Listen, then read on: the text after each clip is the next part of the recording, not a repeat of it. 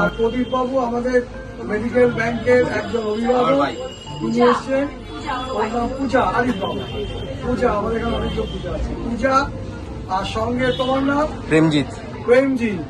ওরা আজকে সবাই তোমাদের কাছে কেন এসছে?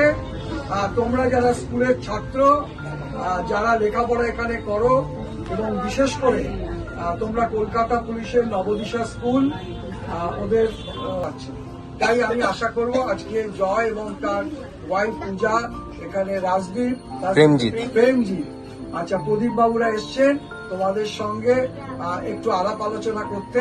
কারণ তোমরা লেখাপড়া শিখেছো, স্কুলটা পরিচালনা ঠিক হচ্ছে বলেই ওনারা ছুটে এসছেন। সেই ঠান্ডার মধ্যেও আমরা সবাই ছুটে এসছি দাদারা এসছেন বলে।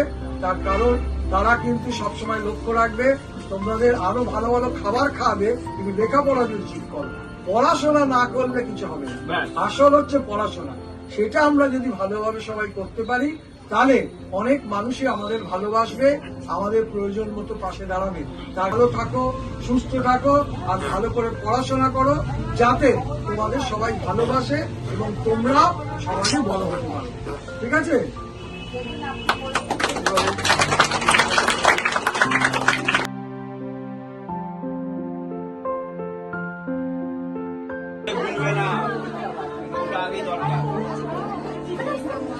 বাগবাজার রোড, বাগবাজার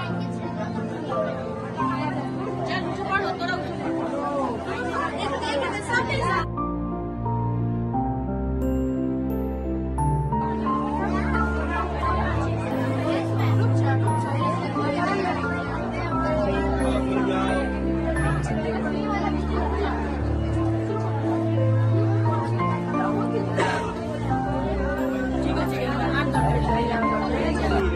আসল দরকার, অনেকে পেন পেন্সিল সব আছে।